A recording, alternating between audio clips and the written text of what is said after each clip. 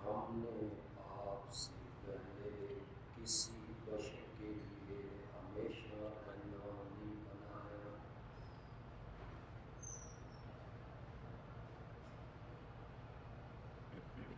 کیا بس اگر آپ وفات پا جائیں تو یہ کافر ہمیشہ رہنے والے ہیں؟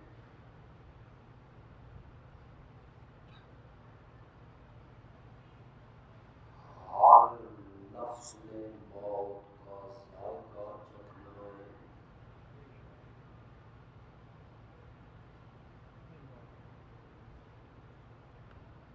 اور ہم تمہاری پرکھ کرتے ہیں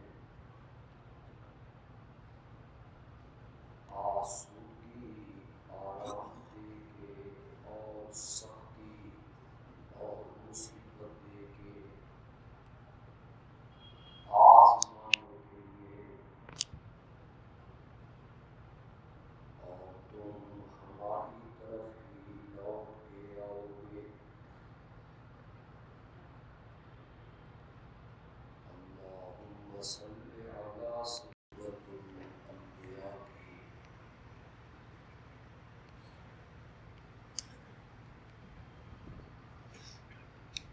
آیت نمبر 34 اور 35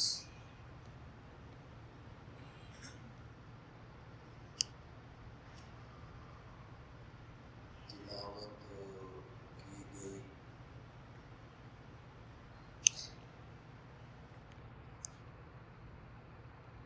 اس سے پہلے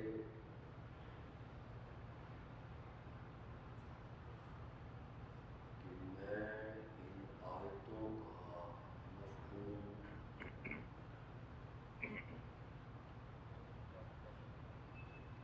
اور تفصیل ذکر کروں،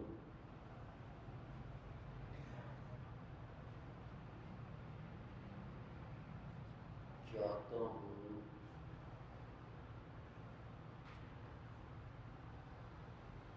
کہ آیت نمبر 30 سے لے کے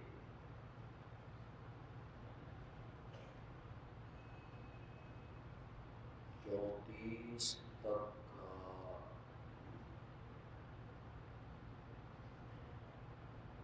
مختصر سا مفہوم ذکر کروں،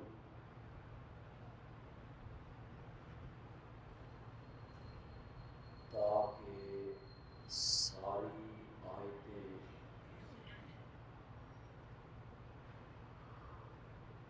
آپس میں جڑ جائیں، مربوط ہو جائیں، منظم ہو جائیں۔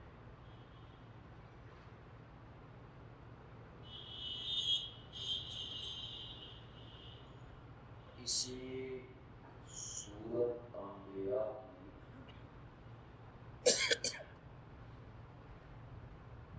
آیت نمبر 5 میں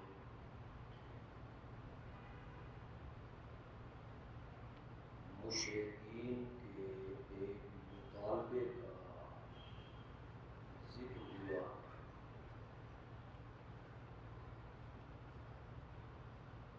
فَلْيَأْتِنَا بِآیَةٍ کَمَا أُرْسِلَ الْأَوَّلُونَ،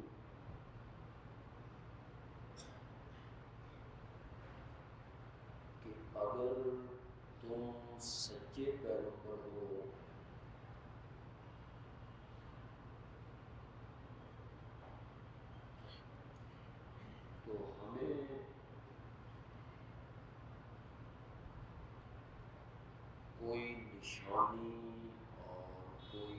آیت دکھاؤ،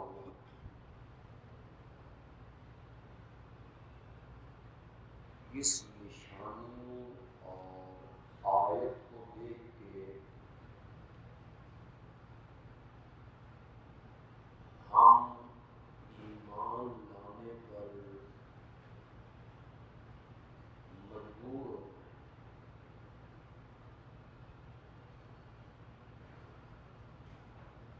آیت نمبر 30 میں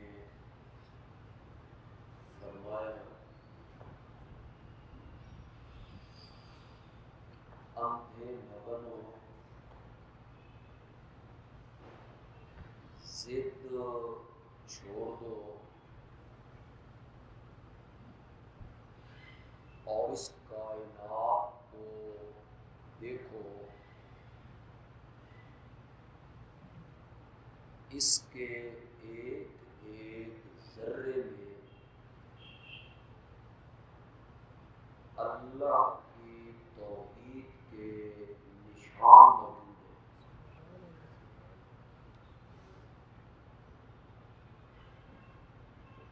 آیت نمبر 30 میں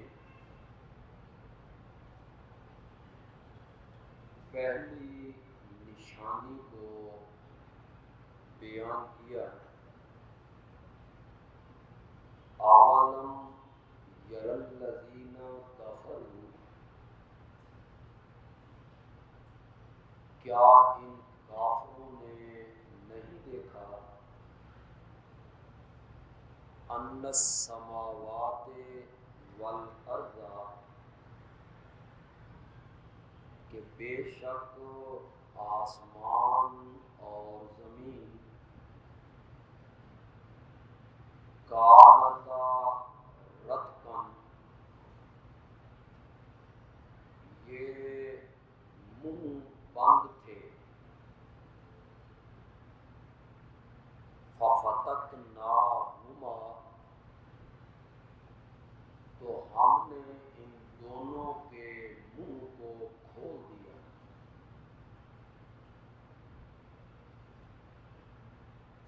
کچھ مفسرین کا خیال یہ ہے کہ منہ بند ہونے کا مطلب ہے شروع میں زمین اور آسمان آپس میں ملے ہوئے تھے، پھر اللہ نے کائنات بسانے کا فیصلہ کیا تو ان کو الگ الگ کر دیا، زمین نیچے بچھا دی اور آسمان کی چھت بنا۔ یہ دونوں ملے ہوئے تھے، ہم نے انہیں جدا جدا کر دیا۔ ربط کہتے ہیں کسی بند چیز کو، اور فتق کہتے ہیں اس بند چیز کو کھول دینا۔ پھر کچھ مفسرین نے اس کا یہ مفہوم بیان کیا، اور یہ مفہوم بہت خوبصورت اور پسندیدہ مفہوم ہے کہ زمین و آسمان منہ بند تھے۔ جب ہم نے آسمان کو بنایا تو اس کا منہ بھی بند تھا، اور ہم نے زمین کو بنایا تو اس کا منہ بھی بند تھا۔ پھر جب ہم نے اس کائنات میں انسانوں اور جنات کو بسایا تو ہم نے ان دونوں کے منہوں کو کھول دیا۔ آسمان کا منہ کھلا تو بارش برسنے لگی، اور زمین کا منہ کھلا تو اناج پیدا ہوا۔ یہ دونوں ملے ہوئے تھے، منہ بند تھے، ہم نے ان دونوں کے منہوں کو کھول دیا۔ وَجَعَلْنَا مِنَ الْمَاءِ، کل شیء حی، اور ہم نے تمام جاندار چیزیں جو پیدا کی ہیں تو یہ ہم نے پانی سے پیدا کی، یعنی اکثر چیزیں جاندار جو ہم نے بنائی تو سب کی اصل جو ہے وہ پانی ہے، اس سے ہم نے ساری کائنات کو بنایا ہے۔ جس جگہ پہ قرآن پاک یہ ذکر کرتا ہے کہ ہم نے انسان کو مٹی سے بنایا، اور یہاں فرمایا کہ ہم نے ہر جاندار چیز کو پانی سے بنایا ہے، تو مفسرین کہتے ہیں کہ یہ کوئی آپس میں ٹکراؤ نہیں ہے۔ مٹی سے بنانے کا مطلب یہ ہے کہ جو نطفہ اور پانی کا ایک قطرہ جو باپ کی پیٹھ میں ٹھہرایا گیا اور ماں کے رحم میں ٹپکایا گیا، یہ جو قطرہ ہے یہ کب بنتا ہے؟ جب انسان غذا استعمال کرتا ہے، جب انسان خوراک استعمال کرتا ہے، اور جو غذا ہے اور خوراک ہے وہ کہاں سے حاصل ہوتی ہے؟ مٹی سے۔ تو جہاں مٹی سے بنانے کا ذکر ہوا وہاں بھی مطلب یہ ہے کہ وہ پانی کا ایک قطرہ جس سے ہم نے انسانوں کو بنایا وہ بھی حاصل ہو رہا ہے کہاں سے؟ مٹی سے۔ تو ہم نے ہر زندہ چیز کو پانی سے بنا دیا۔ افلا یؤمنون، آپ بھی ایمان نہیں لاؤ گے؟ اتنے دلائل کے بعد اور اتنی کھلی حقیقتیں سن کے آپ بھی نہیں مانو گے؟ تو پھر آگے اور سنو، وَجَعَلْنَا فِي الْأَرْضِ رَوَاسِيَ أَن تَمِيدَ بِهِمْ، ہم نے زمین کو چلتے ہوئے پانی پہ بچھایا، اپنا تخت بھی پانی پہ بچھایا۔ یہ قدرت سے کنایا ہے، سلطنت سے کنایا ہے، تسلط سے کنایا ہے۔ ہم نے زمین کو پانی پہ بچھایا اور زمین جب ڈولنے لگی، جعلنا فی الارض رواسیہ، تو ہم نے پہاڑوں کی میخیں ٹھوک دی، ان تمید بہم، کہ کہیں وہ زمین تمہیں لے کے ایک طرف جھک نہ جائے، ڈگمگا نہ جائے، تمہارا چلنا مشکل نہ ہو جائے۔ تو ہم نے زمین کو ٹھہرانے کے لیے اس پر پہاڑوں کی میخیں ٹھوک دی ہیں۔ وَجَعَلْنَا فِيهَا فِجَاجًا سُبُلًا، اور ہم نے اس زمین میں بنائے فجاجن رستے، سبل فجاجن کھلے، سبلن رستے، چلنے کے لیے اس زمین میں ہم نے کھلے کھلے راستے بنا دیے جن میں تم سفر کرتے ہو، ایک علاقے سے دوسرے علاقے میں پہنچتے ہو۔ پہاڑوں میں، جنگلوں میں شاہراہیں ہیں، سڑکیں ہیں، لعلہم یہتدون، تاکہ تم راہ پاؤ، یعنی جس علاقے میں جانا چاہتے ہو اس علاقے کی طرف تم آسانی سے پہنچ سکو۔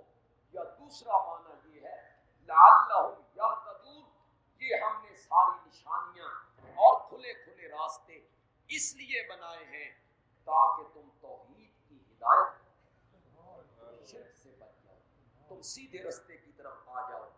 اللہ فرماتے ہیں اب بھی تمہیں اگر نشانی کی طلب ہو اور کہو کہ کوئی نشانی دکھا دی جائے تو ایک اور نشانی سنیے گا، وَجَعَلْنَا السَّمَاءَ سَقْفًا مَحْفُوظًا، ہم نے بنایا آسمان کو محفوظ چھت، تمہارے اوپر آسمان کو تان دیا ہے اور محفوظ چھت ہم نے بنا دی ہے۔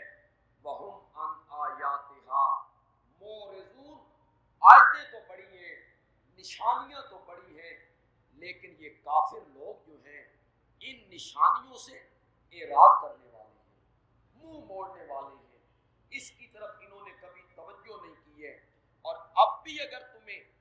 میری نشانیوں کا کما حق پتہ نہیں چل سکا، تو آؤ تمہیں میں ایک اور نشانی بتاتا ہوں، وَهُوَ الَّذِي خَلَقَ اللَّيْلَ وَالنَّهَارَ، وہی تو ہے نا جس نے بنایا تمہارے لیے رات کو اور دن کو۔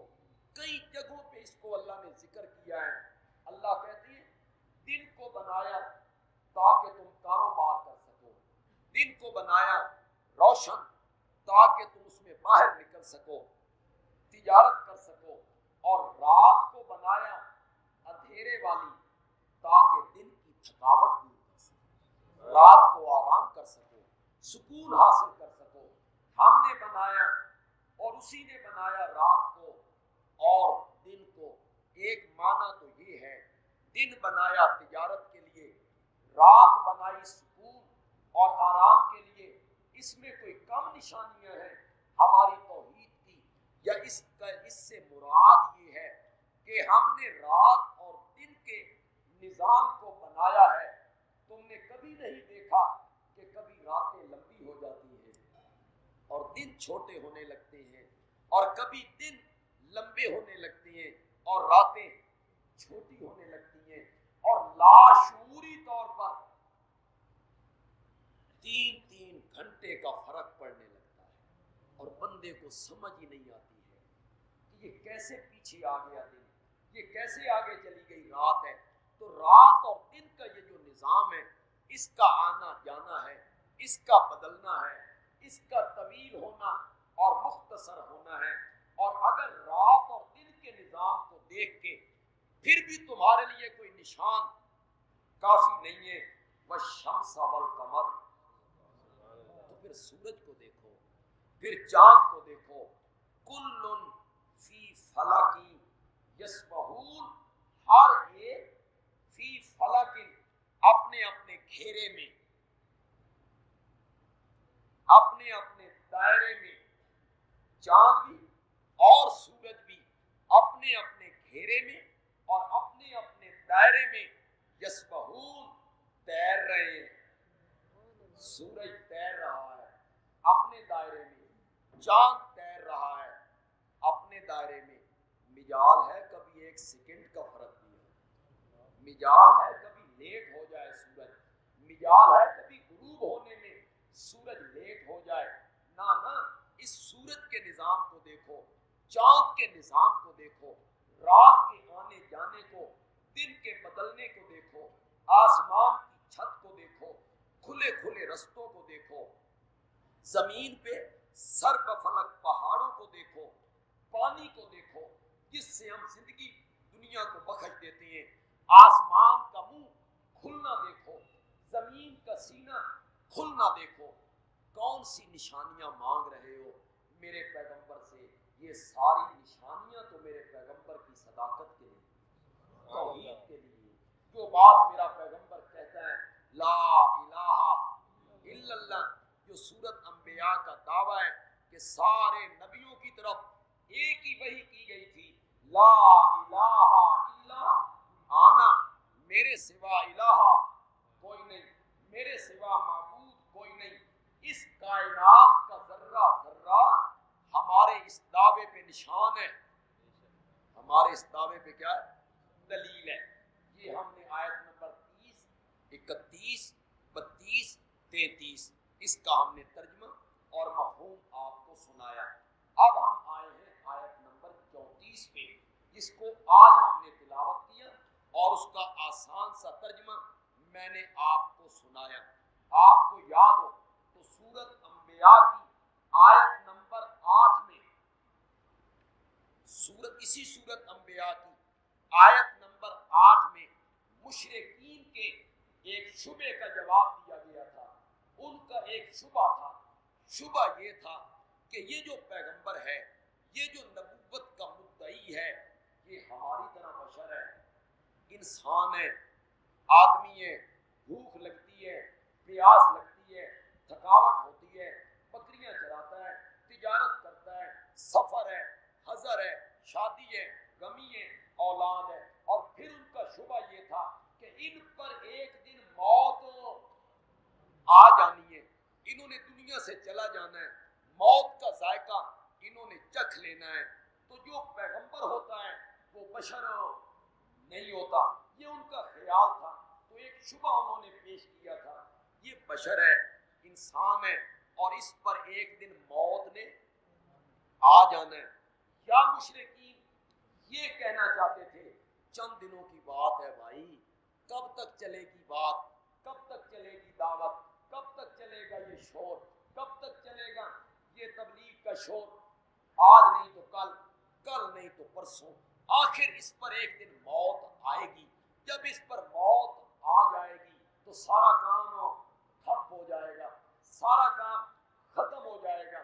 نبی پاک بھی یہ شبہات سن کے پریشان ہوتے. تو آیت نمبر 34 میں اس شبے کو ظاہر کیا، وما جعلنا لبشر من قبلک الخلد. میرے پیارے پیغمبر، آپ سے پہلے جتنے انسان بھی اس دنیا میں آئے تھے، چاہے وہ امتی ہوں یا ان کے نبی ہوں، چاہے وہ نیک ہوں چاہے وہ بد ہوں، جتنے بشر اور انسان آپ سے پہلے اس دنیا میں آئے، ہم نے کسی کے لیے ہمیشگی نہیں رکھی. وما جعلنا لبشر من قبلک الخلد. آپ سے پہلے جتنے بھی بشر آئے، کسی کے لیے ہم نے ہمیشہ رہنا یہاں نہیں رکھا ہے. جو آیا ہے وہ چلا گیا ہے. تمام انبیاء آئے، انہوں نے موت کا جام پی لیا ہے، سوائے حضرت عیسیٰ کے، جن کی حیات اور جن کا آسمانوں پہ زندہ ہونا قرآن سے بھی کچھ اشارے نکلتے ہیں، اور حدیث میں بھی اس کی ثبوت موجود ہے. ان عیسیٰ لم یمت، حضرت عیسیٰ پہ ابھی موت نہیں آئی، وہ قیامت سے پہلے آئیں گے اور اس دنیا میں تشریف لے کے آئیں گے. ان کے علاوہ جتنے بھی بشر ہیں، انسان ہیں، کسی کے لیے ہم نے ہمیشگی نہیں رکھی ہے.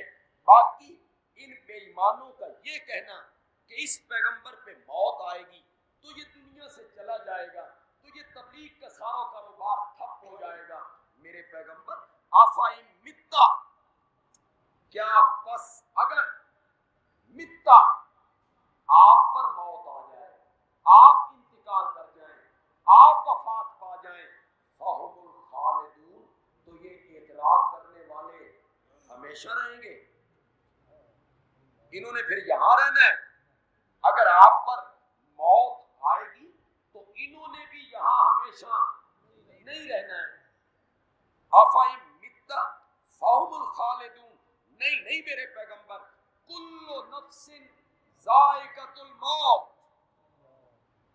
ہر نفس نے چکھنا ہے. کس کو؟ موت کو. کوئی بڑا ہے اس نے بھی چکھنا ہے، کوئی چھوٹا ہے اس نے بھی چکھنا ہے، کوئی نیک ہے اس نے بھی چکھنا ہے، کوئی بد ہے اس نے بھی چکھنا ہے، عالم ہے یا جاہل ہے، پیر ہے یا اس کا مرید ہے، پیغمبر ہے یا اس کا امتی ہے، جس نے اس دنیا میں آنا ہے اس نے موت کا جام. الموت کاس وکل الناس شاربہ، الموت باب وکل الناس داخلہ. موت ایک ایسا جام ہے کہ ہر بندے نے اس جام کو پینا ہے، اور موت ایک ایسا دروازہ ہے اس دروازے سے ہر بندے نے داخل ہونا ہے. کل نفس ذائقۃ الموت، ہر نفس نے چکھنی ہے کیا؟ چکھنی ہے. ہمارے مولانا ہیں،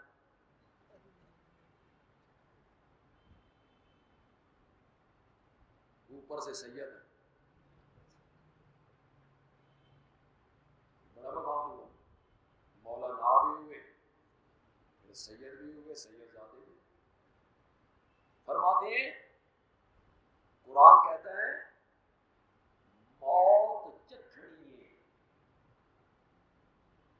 یہ ایسے ہی ہے جیسے عورتیں باورچی خانے میں نمک چکھتی ہیں. یہ پتہ لگے گا جب آئیں گی. چکھنی ہے کہ مرض چکھنی ہے؟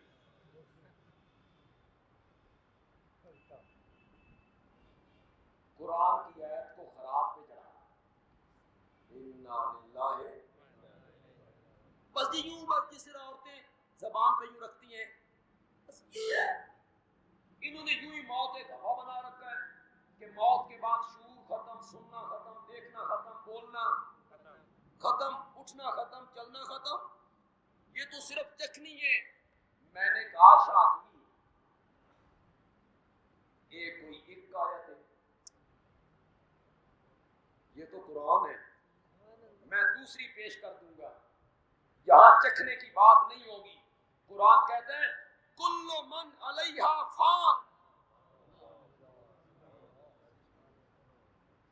کل من علیہا فان، فان اس نے ترجمے کرنے کی ضرورت ہے۔ کل من علیہا فان وَيَبْقَى وَجْهُ رَبِّكَ ذُو الْجَلَالِ وَالْإِكْرَامِ، وَيَبْقَى باقی رہنے والی ذات ہے اس کی،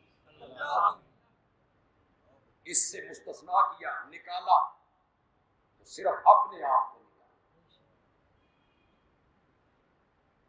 جی اس سے بھی اعتبار نہیں آتا کہ تری سنو،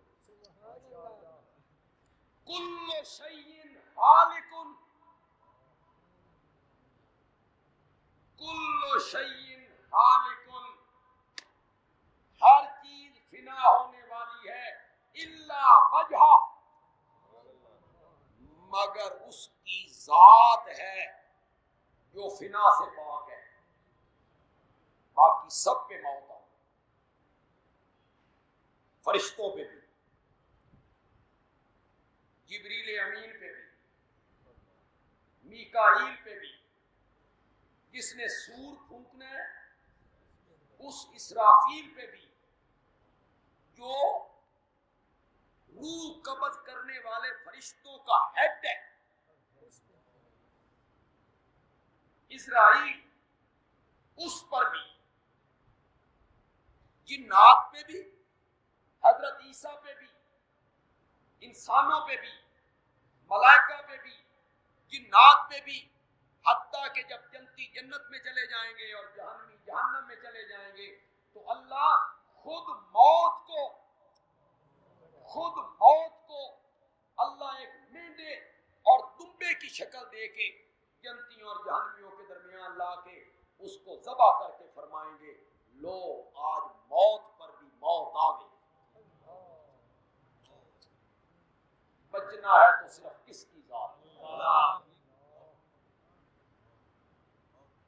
لہو ملک ینادی کل یوم لدو للموت وابنو للخرابی الا یا ساکن القصر المعلی ستدفن عن قریب فی التراب۔ ایک فرشتہ آواز لگاتا ہے، لگاتار آواز لگاتا ہے، لدو للموت، پنجابی میں میں کروں گا تو بھگ جائے، سچ جائے، لدو للموت، کیا کہتا ہے وہ فرشتہ، لدو للموت، بچے جمن والی عورتوں، بچے جمو مرن جو کے،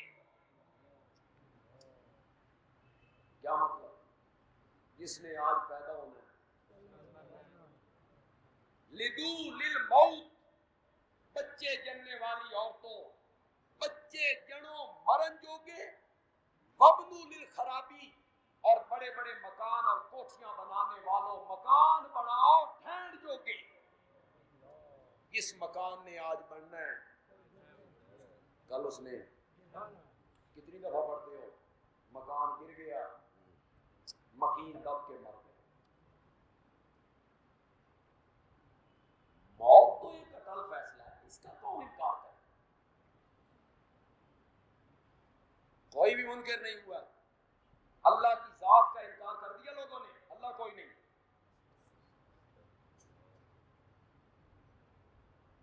نبی پاک کی ختم नबूवत का इनकार कर दिया लोगों ने। आपकी नबूवत का इनकार करने वाले भी मौजूद हैं, सहाबा की अजमतों का इनकार करने वाले भी मौजूद हैं, कुरान जैसी हकीकत का इनकार कर दिया। क्या दुनिया में यहूदी, ईसाई, हिंदू, सिख मानते हैं इसको? कुरान की हकीकत का इनकार करने वाले हैं, नबी पाक की खत्म नबूवत का इनकार करने वाले हैं, सहाबा की अजमतों का इनकार करने वाले हैं, क़यामत के मुनकिर हैं, खुद रब की जात के मुनकिर हैं। मजे की बात यह है, जिन लोगों ने रब का इनकार कर दिया वो भी मौत की हकीकत का इनकार,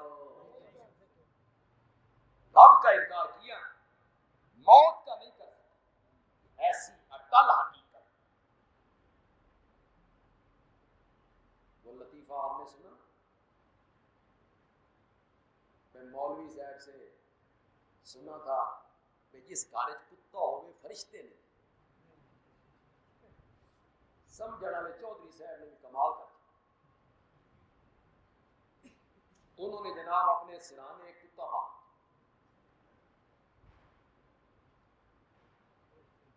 किसी ने पूछा कि हर टाइम आपके कमरे में कुत्ता? उसने कहा तूने मसला नहीं सुना, भाई जिस घर कुत्ता होवे उसे फरिश्ते नहीं आते, तो मैंने इसलिए बांधा है कि रूह कब्ज करने वाला फरिश्ता ना आए।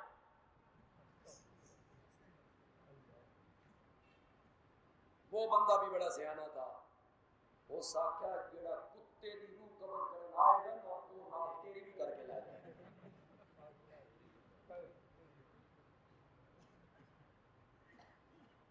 इस हकीकत से कोई इनकार नहीं कर सका।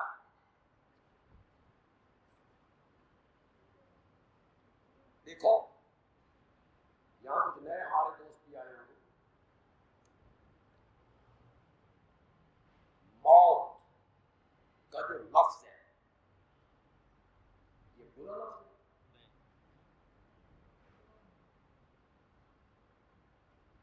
या तो कहो ये बुरा है, तौहीन वाला है।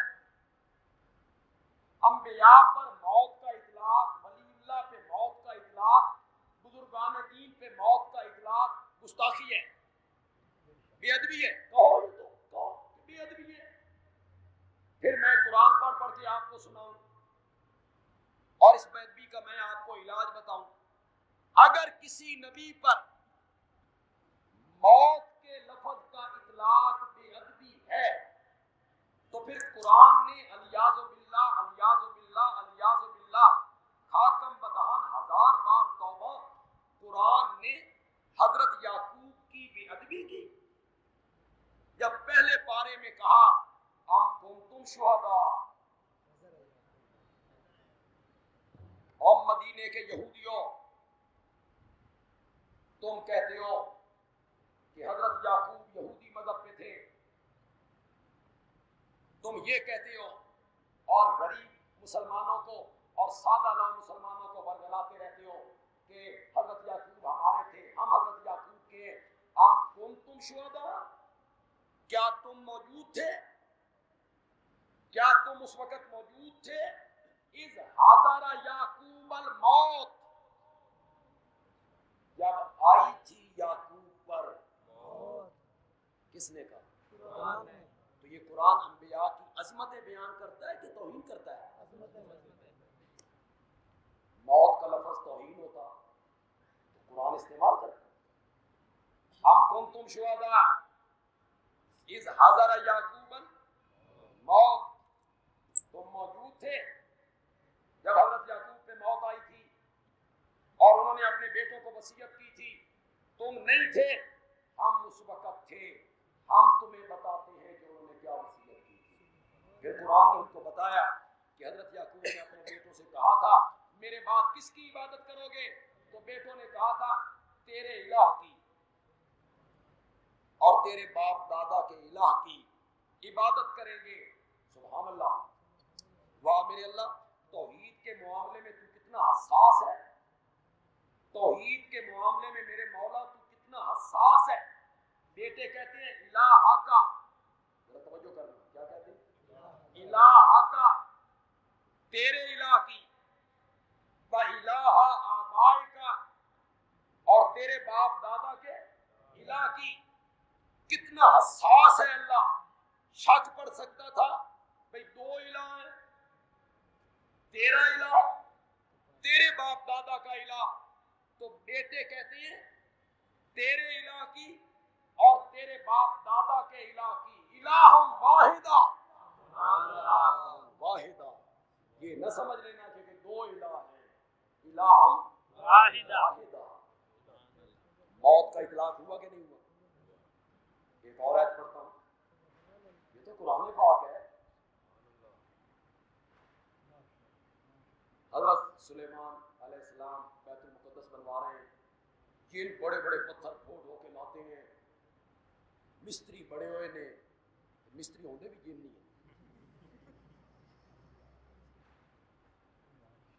हजरत याकूब को मार के निकले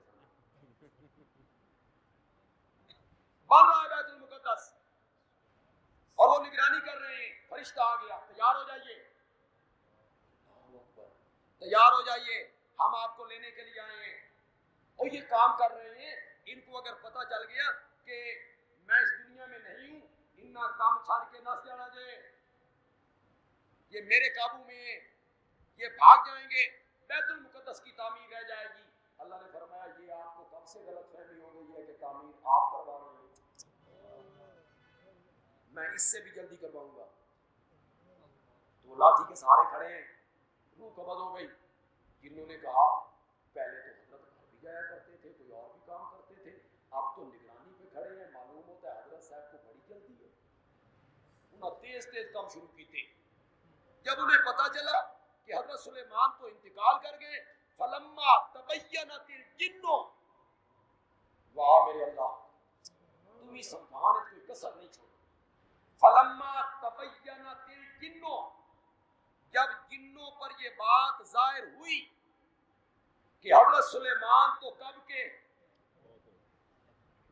चले गए, अल्लाह कहते हैं अल्लाह कानू यालमूनल गैबा, अगर जिन्नात गैब जानते होते तो इतनी मुद्दत अपने आप को तकलीफ में मुब्तला न रखते। जिन्हें सामने खड़े हुए सुलेमान की मौत का पता न चल सका, उनको तुम्हारे हालात का पता भी। तो अल्लाह ने हजरत सुलेमान का तज़किरा किया तो क्या फरमाया, सुनिए जरा। सूरत सबा है, 22वां पारा। फलम्मा कज़ैना अलैहिल मौत, जब हमने फैसला किया अलैहि सुलेमान पर, अल मौत, इसका कौन कह रहा है? ये तुम्हें यूं ही चक्कर इन्होंने दे रखे हैं। मौत का लफ्ज़ नहीं जी, बड़ी गुस्ताखी है, बेअदबी है जी। नबी और मौत, वली और मौत। और यहाँ क्या है, आफाइम मित्ता, आयत नंबर 34 में क्या है, आफाइम मित्ता, मित्ता का क्या मैंने, इन्नका मय्यतुन व इन्नहुम मय्यतून, मेरे पैगंबर आप भी मौत का जाम पीने वाले हैं और ये भी मरने वाले हैं। इन्होंने भी यहाँ हमेशा नहीं है।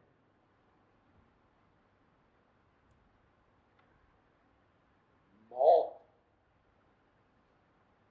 अंबिया के लिए, औलिया के लिए, बुजुर्गान दीन के लिए, नेक बंदों के लिए, जिन्होंने जिंदगी अल्लाह की इबादत में गुजारी, इताअत में गुजारी, फर्मा बरदारी में गुजारी, नमाज की पाबंदी की, रोजे रखे, ज़कात दी, हज किया, तहज्जुद पढ़ी, नवाफिल पढ़े, किसी को सिताया नहीं, सूद नहीं खाया, कम नहीं तोला, मिलावट नहीं की और रिश्वत का कारोबार नहीं किया, किसी को गाली नहीं निकाली, गीबत नहीं की, बोतान नहीं बांधा, जिंदगी जिन्होंने सुथरी गुजारी,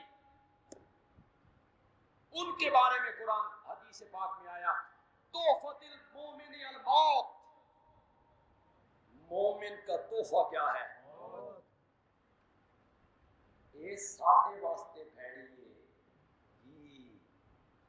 تے تواڈے واسطے بھیڑیے جن کو پتہ ہے اپنے کرتوتوں کا اور پتہ ہے بھئی موت تو بعد شکنجا چڑھنا، وہ بندے ڈرے موت سے، وہ کہیں موت بری چیز ہے بچ جائیں موت سے، اور جنہوں نے زندگیاں رب کی رضا کے مطابق گزاری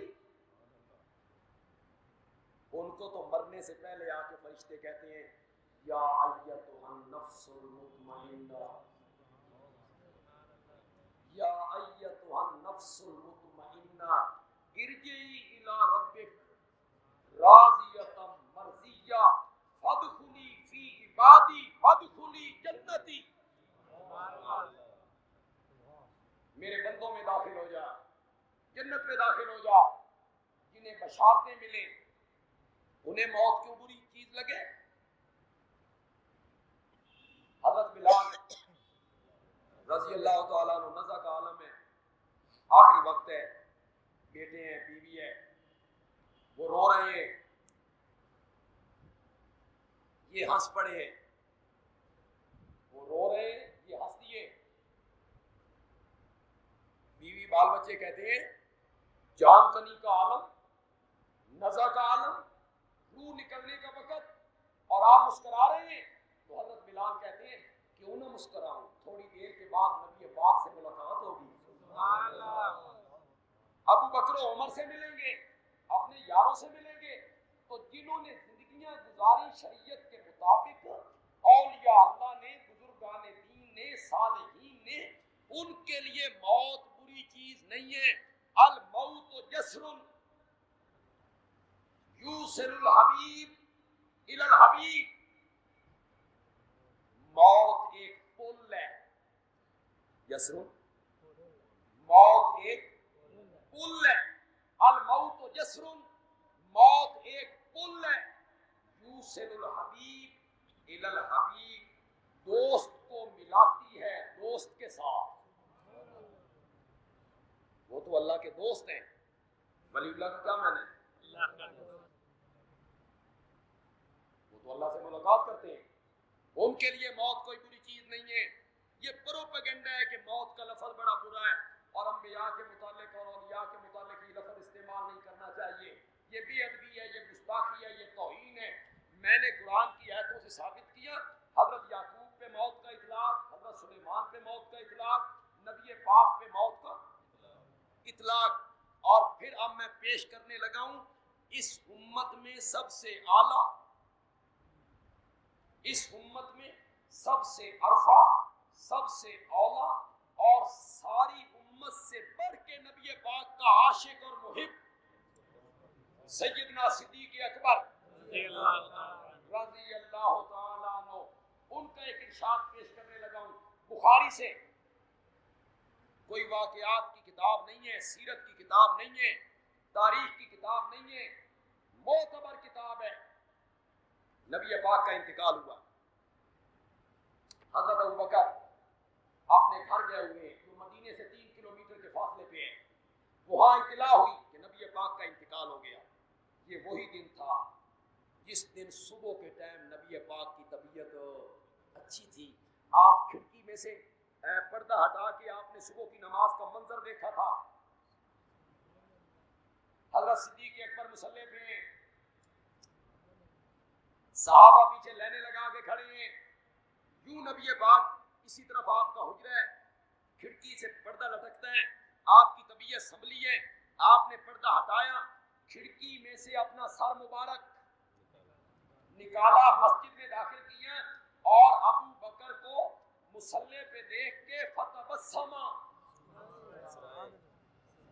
مسکرائے، ابو بکر مصلی پہ ہے، صحابہ پیچھے کھڑے ہیں، اس طرف کے جو نمازی تھے انہوں نے نبی پاک کا چہرہ پر انوار دیکھا، آج کتنے دنوں کے بعد دیکھا تھا، کہتے ہیں ایسے محسوس ہوتا تھا جیسے کسی نے قرآن کا ورقہ کھول دیا، قریب تھا کہ اس طرف کے صحابہ اپنی نمازیں توڑ دیتے کہ نبی پاک نے پردہ گرایا، اندر تشریف لے گئے، حضرت صدیق اکبر آئے، آج آپ کی طبیعت بہتر معلوم ہو رہی ہے، فرمایا ہاں تو اجازت ہو تو اپنی دوسری بیوی کے پاس ہوں، اجازت لے کے چلے گئے. 10-11 بجے کے قریب نبی پاک کا انتقال, اور انتقال بھی ہوا عام لوگوں کی طرح نہیں. جبریل امین آئے. اللہ اکبر, اللہ اکبر. اس سے پہلے جبریل امین 3 مرتبہ لگاتار آ چکے ہیں. کس لیے؟ کوئی وحی لے کے نہیں, کوئی آیت لے کے نہیں, کوئی حکم لے کے نہیں. آپ سنیں گے تو حیران ہو جائیں گے. 3 دفعہ آ چکے ہیں. رب نے بھیجا ہے میرے نبی کی خیریت پوچھ لیا. حالانکہ وہ عالم الغیب ہے, اللہ نے بھیجا ہے کہ کیسے ہو. یہ ہے تعلق میرے نبی کا اور رب کا. مزہ ہی آ گیا. اللہ پوچھ رہا ہے جبریل کے ذریعے میرے نبی سے پوچھ کے آؤ طبیعت کیسی ہے. آج جبریل امین آئے ہیں, سوموار کا دن ہے, اندر داخل ہوا ہے, دروازے میں دستک ہوئی ہے. کون؟ جبریل امین نے کہا یا رسول اللہ, یہ وہ ہے جس نے کبھی کسی سے اجازت نہیں لی. یہ اجازت نہیں لیتا. اس کو رب نے یہ کہہ کے بھیجا ہے میرے نبی کے گھر قدم نہیں رکھنا جب تک میرے نبی سے پوچھ نہیں لینا. یہ فرق ہے عام لوگوں میں اور نبی میں. یہ فرق ہے. پوچھنا ہے پھر جانا ہے. اجازت ہو تو بلا لو. نبی پاک نے فرمایا جبریل جدھر سے تم آئے ہو ادھر کیا حالات ہیں؟ تو جبریل کہتے ہیں وہ تو آپ کی ملاقات کے انتظار میں بیٹھا ہوا ہے کہ کب میرے نبی آئیں. تو جب جبریل نے یہ کہا تو نبی پاک نے اپنی انگلی آسمان اور چھت کی طرف اٹھائی اور فرمایا اللہم بالرفیق الاعلی. کس طرف انگلی اٹھائی؟ کدھر جانا چاہتے ہیں؟ تسی کدھر لے جانا چاہتے ہیں؟ میرا نبی انگلی اٹھا کے کس طرف اشارہ کر رہا ہے؟ اللہم بالرفیق الاعلی. نبی پاک کا انتقال ہو گیا. صحابہ میں باہر جھگڑا ہو رہا ہے, نہیں موت آئی. کچھ کہتے ہیں انتقال ہو گیا. حضرت عمر کہتے ہیں جو کہے گا نبی پاک کا انتقال ہو گیا میں گردن قلم کر کے رکھ دوں گا. ابھی آپ اٹھیں گے, آپ پر غشی طاری ہوئی تھی, موسیٰ پہ غشی طاری ہو گئی تھی, اٹھیں گے منافقوں کے سر قلم کریں گے. آپ پر موت تو آنی ہے لیکن ہم سب کے بعد. حضرت عمر کا کیا خیال تھا؟ ہماری زندگی میں آپ کا انتقال نہیں ہونا, یہ صدمہ ہم نے نہیں دیکھنا. یہ ان کا خیال بن گیا تھا کہ حضرت ابوبکر آئے, باہر اپنی سواری باندھی, مسجد نبوی سے گزرے, صحابہ کو دیکھا, حضرت عمر کا جوش, خروش, جذبہ, غصہ, تلوار ہاتھ میں دیکھا, سیدھے اپنی بیٹی کے حجرے میں تشریف لے گئے. یہ جا سکتے تھے, ان کی بیٹی کا گھر ہے. اب صحابہ بھی انتظار میں ہیں کہ حضرت ابوبکر صحیح خبر دیں گے, یہ اندر سے ہو کے آئیں گے, صحیح خبر دیں گے. یہ بخاری سے میں پڑھ رہا ہوں. نبی پاک کا جسد اقدس اور جسم مبارک سفید چادر سے ڈھانپ دیا گیا تھا. حضرت صدیق اکبر پہنچے اور چہرہ پر انوار سے کپڑا ہٹایا. کیسے لوگ تھے یار. ہم قبر دیکھنے کو ترس رہے ہیں, ہم وہ گلیاں دیکھنے کو ترس رہے ہیں, ہم وہ محراب دیکھنے کو ترس رہے ہیں جہاں میرے نبی چلا پھرا کرتے تھے. اور ابوبکر نبی پاک کے چہرے سے کپڑا ہٹایا اور نبی پاک کے چہرے کو بوسہ دیا, چوما, اور چوم کے سیدھے کھڑے ہوئے. اور حضرت ابوبکر نے کہا طبتا حیاً و میتا, طبتا حیاً و میتا, میرا سونا تیری زندگی بھی پاکیزہ تے تیری موت بھی پاکیزہ. یہ میتن کا لفظ کون کہہ رہا ہے؟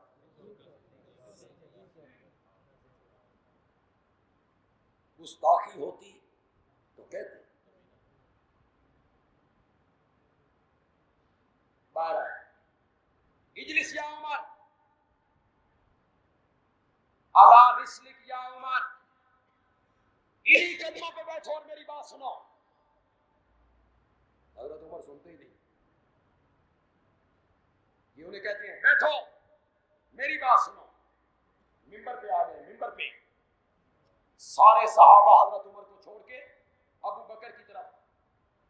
ابو بکر نے خطبہ شروع کیا. فحامد اللہ، اللہ کی حمد و ثنا کی. ثم صلی علی النبی، پھر نبی پاک پہ دو فائد درود و سلام بھیجا، اور اس کے بعد کہا ایھا الناس، اے لوگو، من کان منکم یعبد محمدا صلی اللہ علیہ وسلم فإن محمدا قد ماتا.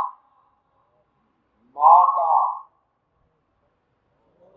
ماتا کا کیا معنی؟ کون کہہ رہا ہے؟ جو تم میں سے اپنے نبی کو معبود مانتا ہے وہ کان کی کھڑکیاں کھول کے سنے، اس کے معبود پہ موت آ گئی ہے. وَمَنْ كَانَ مِنْكُمْ يَعْبُدُ اللَّهَ فَإِنَّ اللَّهَ حَيٌّ لَا يَمُوتُ. اور جو تم میں سے اللہ کی عبادت کرتا ہے وہ سنے اس کا معبود ایسا زندہ ہے جس پر کبھی موت ہو. یہاں ٹھہر کے میری ایک بات کو سمجھیے. یہ جو ابو بکر صدیق رضی اللہ تعالی عنہ کہہ رہے ہیں جو تم میں سے نبی پاک کی عبادت کرتا ہے، صحابہ میں سے کون تھا جو نبی پاک کی عبادت کرتا تھا؟ پھر ابو بکر نے یہ انداز کیوں اپنا لیا؟ خطابت کا یہ انداز حد ہو گئی ہے. تقریر کرنے کا، سمجھانے کا یہ انداز. جو تم میں سے نبی پاک کی عبادت کرتا ہے، معبود مانتا ہے، سنے کہ اس کے معبود پہ موت آ گئی ہے، کہنا یہ چاہتے ہیں کیوں رولا پایا جی، کیوں جھگڑا لگی ہوئے ہو کہ نبی پاک پہ موت نہیں آئی. یہ تو تم تب کہو جب معبود مانو، اس لیے کہ موت کس پہ نہیں آنی؟ یہ تو تم تب کہو جب معبود مانو. تو جب تم معبود نہیں مانتے ہو، محبوب مانتے ہو، تو پھر سنو ان محمدا قد مات. اور پھر اس پر سیدنا صدیق اکبر نے قرآن سے دلائل پیش کیے. تم نے قرآن نہیں پڑھا؟